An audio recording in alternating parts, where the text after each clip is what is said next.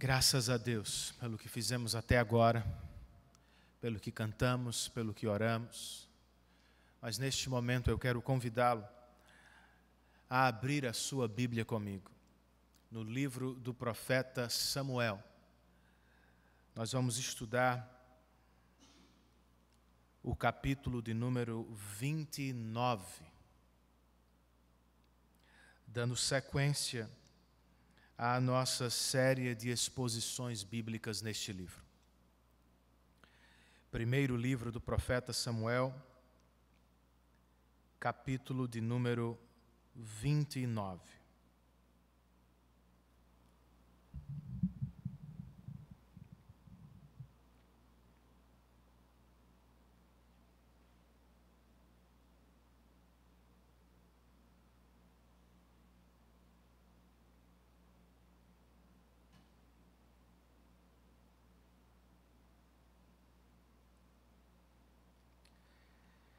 Certa irmã em Cristo estava orando em casa. Em voz alta, ela pedia a Deus por provisão diária. Seu vizinho, que era ateu, acabou ouvindo a oração e ele resolveu brincar de Deus. Correu ao mercado, fez algumas compras e as colocou à porta daquela mulher. Quando percebeu, ela explodiu em oração e louvor a Deus. Seu vizinho rapidamente apareceu e, pensando ser capaz de frustrá-la, ele disse: não foi Deus, fui eu. Nossa irmã, muito mais maravilhada com a providência do que com a brincadeira, respondeu: não, meu amigo, é claro que foi Deus. Para salvar seus filhos, Deus às vezes usa até o diabo. Talvez a resposta tenha sido um tanto quanto pesada, mas ela estava certa. É o que temos no texto que vamos estudar. Para salvar Davi, Deus usou os maiores inimigos de Israel da época, os filisteus. Como tudo aconteceu? Vamos ler o verso de número 1 para começar. Primeiro livro do profeta Samuel, capítulo 29, verso 1, o texto diz: os filisteus reuniram todas as suas tropas em Afeque, e Israel acampou junto à fonte de Jezreel. Vamos fazer mais uma breve oração? Senhor, este é o dia que se chama pelo Teu nome. E é óbvio que sentimos saudades da Tua casa, da adoração pública, da reunião dos santos. Mas por misericórdia, Senhor, visita-nos onde estamos. Conceda-nos a experiência da Tua bênção e presença mesmo em nossas casas. Espírito Santo, neste momento de pregação, desperta as nossas mentes.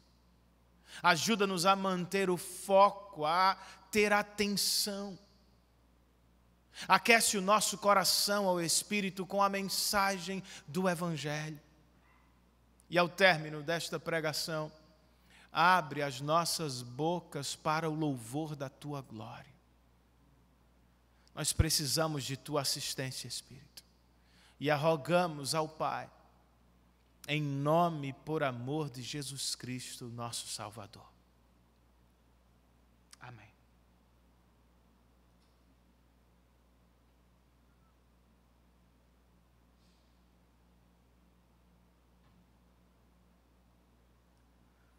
O capítulo de número 28 coloca os dois exércitos inimigos cara a cara na planície de Sunem. O capítulo 29, como acabamos de ler, os posiciona em Afeque. Por que a mudança? O autor sagrado não apenas muda a ação de Saul para Davi outra vez. Aqui ele volta no tempo um pouco. Ele sai do encontro dos exércitos inimigos para o dia da mobilização do exército filisteu. Quando deixamos Davi, ao início do capítulo 28, o servo de Deus havia se tornado servo do rei Aquis. E na ocasião o texto nos impôs uma pergunta: como Davi vai resolver este dilema? Tendo aumentado o suspense com o desespero de Saul, o narrador bíblico está pronto para nos mostrar como o futuro rei de Israel se salvou das mãos dos filisteus. Mas foi Davi quem se salvou? Claro que não, irmãos. Davi se meteu em problemas, mas foi o Senhor quem o salvou dos filisteus, pasmem vocês, usando os próprios filisteus. É o que muitas vezes experimentamos na vida. Por vezes, ao ouvir o coração, nós nos enrolamos, nos colocamos em muitas e diversas dificuldades e diante de algumas pensamos: nunca mais sairemos daqui. Se é como está hoje, se é como tem encarado esta pandemia, por exemplo, lembre-se, o seu Deus, o nosso Deus pode nos salvar de novo, de novo e de novo. Como Ele o faz? Vejamos a salvação do Senhor em ação, à medida que ouvimos os diálogos deste capítulo de Samuel. Comecemos por Aquis e os filisteus. Os versos 2 e 3 deste capítulo registram o seguinte: enquanto os governantes filisteus avançavam com seus grupos de 100 e de 1000, Davi e seus homens iam na retaguarda com Aquis. Os comandantes dos filisteus perguntaram: o que estes hebreus fazem aqui? Aquis respondeu: este é Davi, que era oficial de Saul, rei de Israel. Ele já está comigo há mais de 1 ano, e desde o dia em que deixou Saul, nada fez que mereça desconfiança. Será mesmo? Como aprendemos com o capítulo 27, durante todo o tempo em que viveu na Filístia, Davi nunca se tornou inimigo de Israel. Na verdade, suas investidas militares eram todas voltadas contra os inimigos de seu povo. O problema é que o rei filisteu não sabe. Ao que parece, ele nem desconfia de Davi. Não é o caso dos demais governantes filisteus. Eles se assustam com a presença de Davi no acampamento e discordam veementemente de Aquis. O argumento deles pode ser dividido em 2. O primeiro é o argumento da prudência. O verso 4 registra: os comandantes filisteus se iraram contra Aquis e disseram: mande embora este homem para a cidade que você lhe designou. Ele não deve ir para a guerra conosco, senão se tornará nosso adversário durante o combate. Qual seria a melhor maneira de recuperar a boa vontade de seu senhor, senão à custa da cabeça de nossos homens? Faz sentido, queridos. Ter Davi no acampamento filisteu pode ser perigoso. Quem garante que ele não vai mudar de lado exatamente no calor da batalha? É prudente, então, mandá-lo de volta para casa. Além da prudência, Os comandantes filisteus se valem do argumento histórico. Eles perguntam a Aquis, no verso 5, não é ele, o Davi de quem cantavam em suas danças os israelitas. Saul abateu seus milhares e Davi suas dezenas de milhares. A música que deu origem à inveja de Saul em Israel não estava ultrapassada. Ao menos na Filístia, ela ainda fazia sucesso. Os filisteus estão se perguntando se estamos mesmo falando do mesmo Davi, do homem que derrotou o nosso maior guerreiro. Como podemos estar seguros? Os príncipes filisteus estavam certos. Se conhecessem a Bíblia, poderiam até ter citado Gênesis 3 para Aquis.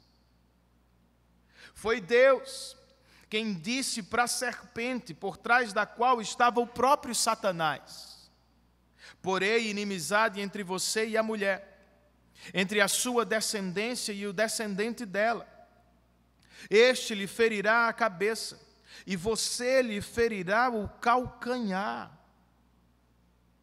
É a esta passagem que os teólogos chamam de proto-evangelho, ou primeiro evangelho. Por um lado, ela nos avisa que sempre haverá inimizade entre os filhos piedosos e os filhos incrédulos de Adão. Por outro, ela nos promete um Salvador. Um descendente de Eva vai nascer para vencer os reinos do pecado e do diabo. O que os príncipes filisteus perceberam, e o que Davi deveria ter percebido, é que essas duas verdades caminham juntas. Os salvos de Deus sempre enfrentarão a inimizade do mundo. Foi Jesus quem disse aos discípulos: se vocês pertencessem ao mundo, ele os amaria como se fossem dele. Todavia vocês não são do mundo, mas eu os escolhi, tirando-os do mundo. Por isso o mundo os odeia. Foi por isso que os filisteus perguntaram o que estes hebreus fazem aqui. E foi por isso que os filisteus disseram para Aquis: Davi não pode ir conosco. É por isso que às vezes somos preteridos no trabalho. E é por isso que em algumas situações nós somos rejeitados pelos não cristãos. Haverá sempre inimizade entre os filhos de Deus e os incrédulos deste mundo. Mas nem tudo está perdido, queridos. A boa notícia é que, por trás da inimizade do mundo, Deus está trabalhando para proteger e salvar seu povo. Os filisteus não perceberam. Davi, ao início, talvez não tenha percebido, mas Deus sempre esteve lá, silenciosamente. Deus estava na Filístia para salvar Davi de Davi. Porque a promoção não deu certo? Porque o chefe preferiu outro colega? Porque você ainda não foi aprovado? Porque algumas portas se fecharam e outras ainda não se abriram? Por que você não foi à guerra, Davi? Porque Deus está protegendo você de você. Pare para pensar. Se tivesse sido aprovado pelos filisteus, como Davi encararia os próprios irmãos na linha de batalha? E se você tivesse sido selecionado, se tivesse sido aprovado, onde estaria agora? Quem pode nos garantir que não estaria longe do Senhor servindo aos reis filisteus deste mundo. Eu não posso garantir. Você também não pode. O que podemos e devemos fazer, queridos, é louvar a Deus por tudo, para nos salvar de nós mesmos. O Senhor pode usar a inimizade, a perseguição e a rejeição do mundo. Davi pode não ver de imediato, mas na frente, no entanto, ele vai louvar a Deus por esta salvação. Talvez você não entenda tudo o que está acontecendo. Você era a pessoa certa, estava devidamente preparado, era o próximo da fila, mas não deu certo. Em vez de reclamar, agradeça a Deus. Não se entregue à tristeza, alegre-se no Senhor. Deus pode estar salvando você de inúmeros e grandes problemas na vida. Era o que ele estava fazendo com Davi. Como, irmãos? Depois do primeiro diálogo, o texto sagrado nos coloca diante do segundo. Aquis e Davi, não podendo levar Davi para a batalha, só lhe restava fazer a comunicação oficial, e foi o que ele fez. Verso 6, ou melhor, versos 6 e 7. O texto nos diz: então Aquis chamou Davi e lhe disse: juro pelo nome do Senhor, que você tem sido leal, e ficaria contente em tê-lo servindo comigo no exército.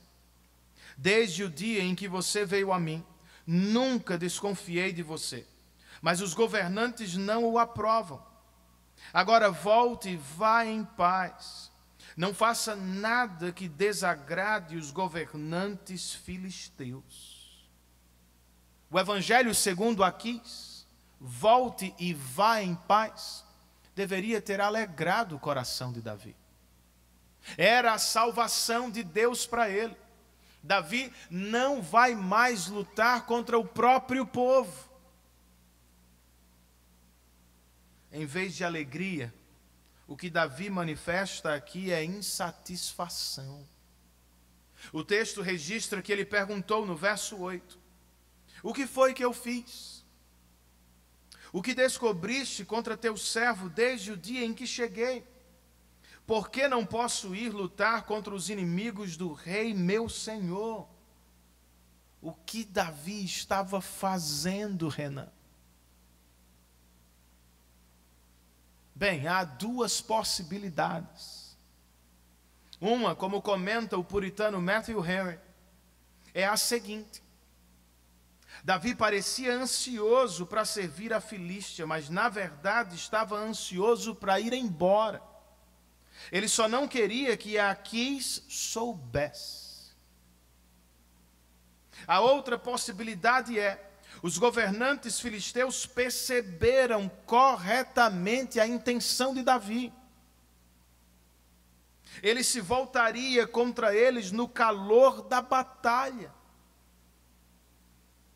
Se este entendimento estiver correto, Davi estava tentando reverter a decisão dos filisteus para colocar seu plano em ação. De toda forma, não deu certo. Aquis lhe disse, versos 9 e 10, reconheço que você tem feito o que eu aprovo. Como um anjo de Deus. Os comandantes filisteus, no entanto, dizem que você não deve ir à batalha conosco. Agora, levante-se bem cedo, junto com os servos de seu senhor que vieram com você, e partam de manhã, assim que clarear o dia. Aquis não pode voltar atrás, por mais que gostasse de Davi. E ele gostava, irmãos. Segundo o que disse tanto para os filisteus quanto para o próprio Davi, Ele não tinha do que desconfiar. Davi era leal. Era para ele como um anjo do próprio Deus. Quantos elogios você não acha? Mas Davi os merecia mesmo? Não neste texto, irmãos. Aqui, Davi se parece como o funcionário que recebe a promoção por falsificar os relatórios da empresa. Ele dizia ao rei filisteu que estava lutando contra os inimigos da Filístia, quando na verdade estava guerreando o tempo todo contra os inimigos de Israel. Para ter o elogio do rei Aquis, Davi levava uma vida dupla e perigosa. Será que não é como temos vivido? Aos domingos nos prostramos diante do Senhor, mas de segunda a sábado, às vezes, estamos prostrados diante do prazer e do poder mundanos. Cantamos sobre a segurança da salvação, mas na prática revelamos que o dinheiro é a nossa fortaleza. Dizemos amar a doutrina da justificação pela fé, mas fazemos de tudo para ter a aprovação dos homens. Isto é vida dupla. E qual é o problema da vida dupla? Ninguém consegue levá-la perfeitamente. Em algum momento somos forçados a escolher entre uma ou outra. Tentando ter a segurança do mundo, você acaba abrindo mão da segurança de Deus. E procurando a aprovação dos homens, eu posso me afastar da aprovação do Senhor. E o contrário também é verdadeiro. Por mais que tentemos ser parecidos com o mundo, em algum momento de lucidez, o mundo percebe que estamos divididos em nossa lealdade. Alguém acaba fazendo a pergunta dos filisteus: o que estes hebreus fazem aqui? Como colocou certo comentarista, você acha mesmo que o mundo respeita esse tipo de cristão? O mundo persegue, mas também respeita um cristão íntegro, que não muda de camisa para ter o que quer. Que o Senhor nos livre, queridos, de uma vida dupla e perigosa. Que vivamos diante dEle, para a glória dEle, aos domingos e de segunda a sábado também. Mas Renan, eu já estou totalmente na Filístia. Eu já me meti em problemas. Tentando viver como o mundo, eu me coloquei em muitas dificuldades. Pode ser que sim. E pode ser que ache que não terá como sair. Este texto, porém, está aqui para maravilhá-lo. Ele não nos ensina que, porque Deus pode salvar, nós devemos nos entregar a uma vida dupla e perigosa no mundo. Claro que não. A Bíblia declara que aquilo que o homem plantar, isto ele também vai colher. Se está se afastando de Israel para a Filístia, se está brincando com o mundo, pensando em plantar alguma coisa lá, tenha cuidado, pode dar muito errado para você. Mas se já está lá, e se quer sair, o que o texto nos ensina é: nossas decisões erradas não são mais poderosas do que o nosso Deus. Os nossos pecados não são mais fortes do que o braço do Senhor. Ele pode nos salvar da Filístia na Filístia, como fez por Davi. Deus pode nos salvar dos filisteus usando os próprios filisteus. Deus não somente pode armar uma mesa na presença dos nossos inimigos, como é o caso deste texto, Ele pode fazer os inimigos armarem uma mesa para você. Tudo isto para dizer, não desista, cristão. Não deixe de crer na salvação do Senhor. Se está em alguma filístia hoje, clame a Deus por salvação. Ele pode salvá-lo. Você se acha enrolado? Deus pode cortar as cordas. Está preso em alguma situação mundana, Ele pode destruir as cadeias. Tenha fé e clame a Deus onde estiver por salvação. Nós já ouvimos 2 diálogos, Aquis e os filisteus, e Aquis e Davi. Para terminar, eu quero convidá-los para mais o diálogo que se dá entre o autor e os leitores deste texto. Ao descer as cortinas deste capítulo, o escritor sagrado escreve verso 11. Então Davi e seus soldados levantaram-se de madrugada para voltar à terra dos filisteus. E os filisteus foram para Jezreel. Como argumentação final, eu quero destacar alguns possíveis contrastes a partir deste verso de número 11. O primeiro deles se dá entre este texto e os capítulos 27 e 28, ao menos o início do 28. Os capítulos 27 e 28 tratam da decisão equivocada de Davi. Porque ouviu o próprio coração, o servo de Deus se tornou servo de Aquis. Se nada acontecesse, Davi teria de ir à batalha contra o próprio povo. Não seria nada fácil.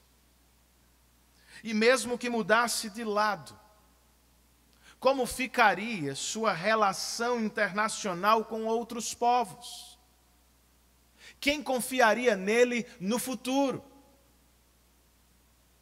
Ainda bem que Davi não precisou escolher, queridos. Antes que pudesse chegar ao campo de batalha, Deus salvou Davi dos filisteus usando os próprios filisteus. Como acabamos de ler, eles foram para a guerra. Davi voltou para casa. O segundo contraste que quero destacar é o que surge entre o fim do capítulo 28 e o fim do capítulo 29. Era noite quando Saul, ao final do capítulo 28, deixou a casa da feiticeira. Ao final do capítulo 29, no entanto, não há noite para Davi. Atendendo às ordens do rei Aquis, Davi partiu de manhã ao clarear do dia. Não estou dizendo que Davi não conhecia as trevas. Ele estava vivendo em uma terra pagã por mais de 1 ano. O que estou propondo é, por graça, Deus não deixou Davi nas trevas. Como ele mesmo cantaria mais tarde, o choro pode persistir 1 noite, mas de manhã irrompe a alegria. Nem tudo, porém, é festa. Se comparar as 2 partes deste verso 11 que acabamos de ler, você vai perceber que Davi acabou perdendo algo muito importante. Os filisteus foram para a guerra. Davi voltou para casa. Os filisteus foram lutar contra os israelitas. Enquanto isso, Davi perdia uma das batalhas mais importantes de sua geração.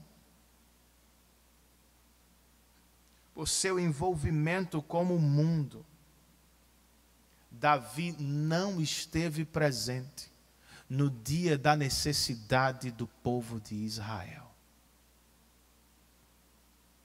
É o que vai acontecer comigo e com você, se seguirmos a vida sob a influência do mundanismo. Nós vamos perder as batalhas mais importantes da vida. Por exemplo, perseguindo os sonhos deste mundo, minha irmã, você pode acabar matando os sonhos da sua filha.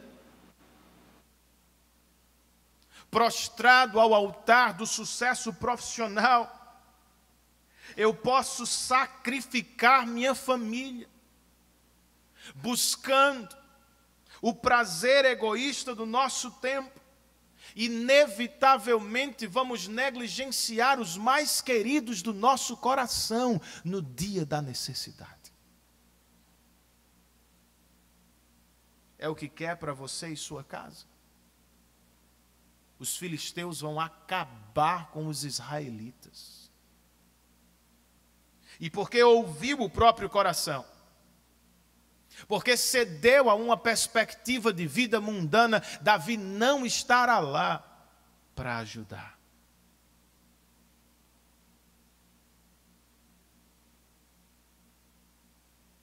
Não foi o que planejou ao casar, foi? Não estar ao lado de sua esposa e de seus filhos nos dias mais importantes da sua família? Este não era o plano quando você decidiu se tornar membro desta igreja, era receber dela tudo o que você precisava e não repartir com ela nada do que tem no momento da necessidade. Não perca as grandes batalhas da sua geração por envolvimento tolo e ímpio com este mundo. Arrependa-se antes que seja tarde demais. E lembre-se, Deus pode salvá-lo de sua Filístia hoje. Você não precisa seguir seu caminho em trevas como Saul. Você pode voltar para casa ao clarear do dia como Davi. Por que a diferença, Renan? Porque Saul continuou em trevas. E porque Davi saiu das trevas e voltou para a luz do Senhor. Uma mente mais humanista poderia dizer, é seleção natural e ponto. Davi é melhor do que Saul. Os fortes devoram os fracos. Mas você tem certeza que Davi era assim, tão melhor do que Saul? Nos últimos capítulos de 1 Samuel, Davi é bastante parecido com Saul. Como Saul, ele revela medo. Como Saul, ele procura abrigo sob as asas dos inimigos de Deus. Como Saul, ele mentiu. Como Saul, Davi desobedeceu a palavra de Deus. Como Saul, Davi confiou no próprio braço e na própria inteligência. Como são tão diferentes assim? A salvação de Davi não está em Davi, irmãos. A salvação de Davi está na graça maravilhosa de Deus. Como Saul, Davi se meteu em trevas e merecia ficar nas trevas, mas por graça Deus o trouxe de volta para a luz. E ela não está esgotada, meu irmão. Eu sei que você não a merece, eu também não mereço a graça. Eu sei que foi você que escolheu a Filístia, foi você quem se colocou em trevas. Eu sei que se quisesse, Deus poderia deixá-lo nas trevas como fez com Saul. Mas não foi o que ele fez, foi? Por graça, O Senhor pode até disciplinar você, como fez com Davi, mas Ele não vai julgá-lo como fez com Saul. Por graça, Deus não vai abandoná-lo na Filístia.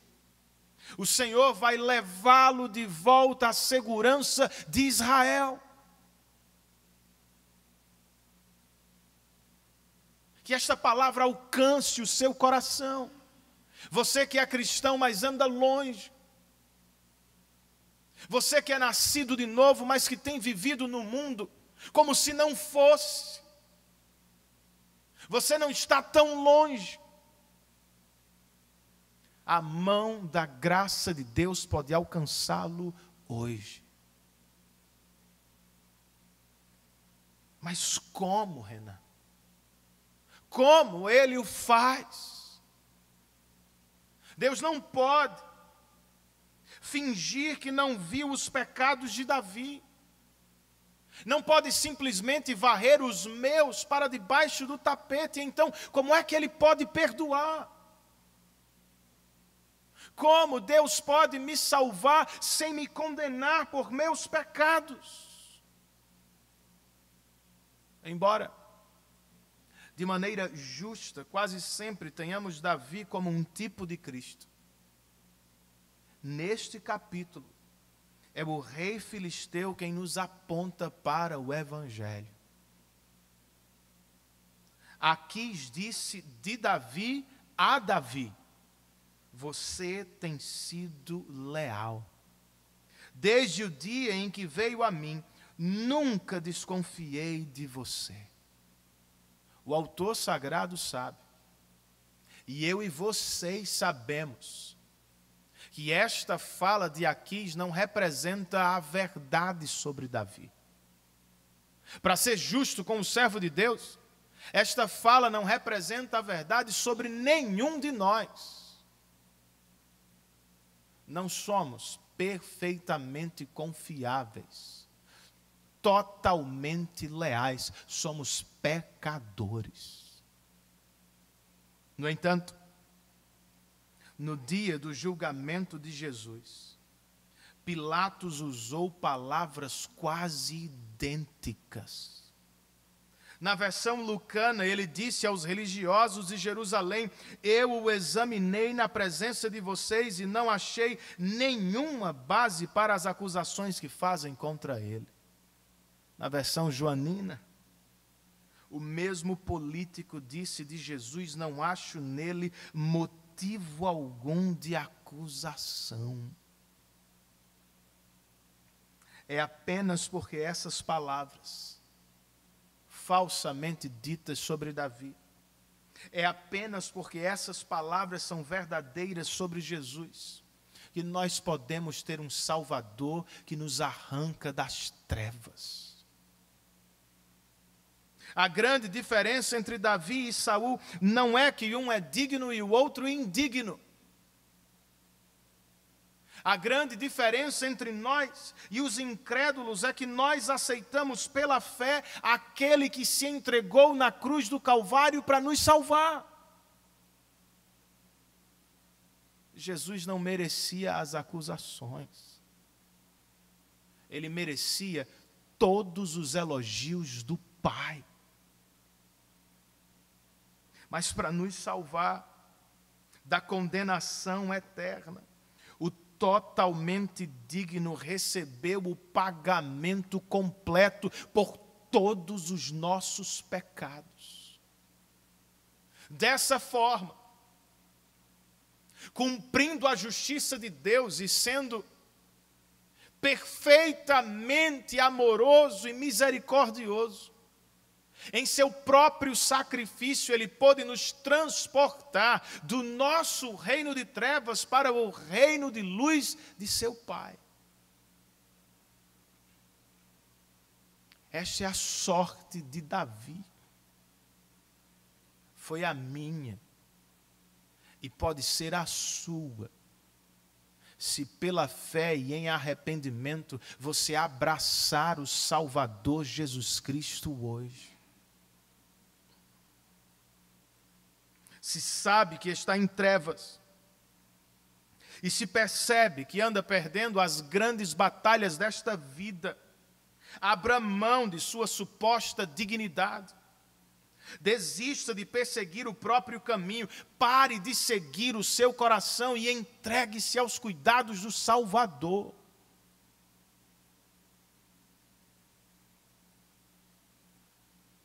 Ele morreu pendurado em um maldito madeiro, como um sacrifício vicário no seu lugar. Consequentemente, você viverá por gratidão para servi-lo nas grandes batalhas da vida. E por fim, você e todos os demais cristãos salvos pela graça entrarão na vida eterna com Deus. Não é o que realmente quer. Seja qual for a situação. Para terminar, lembre-se do que aquela irmã disse.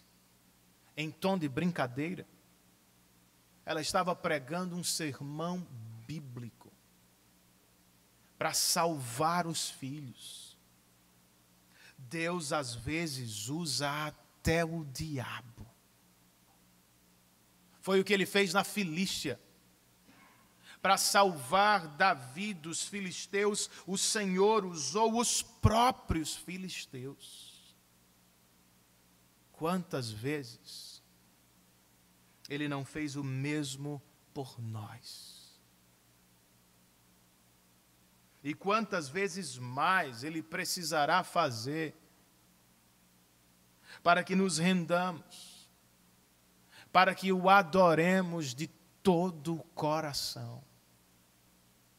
Olhemos para trás, irmãos, e louvemos a Deus por sua salvação. Olhemos para frente, cheios de esperança. O Salvador não vai mudar. Ele continuará nos salvando, de novo e de novo. Curve a sua cabeça onde você estiver. Feche os seus olhos e faça uma breve oração em resposta àquilo que você ouviu.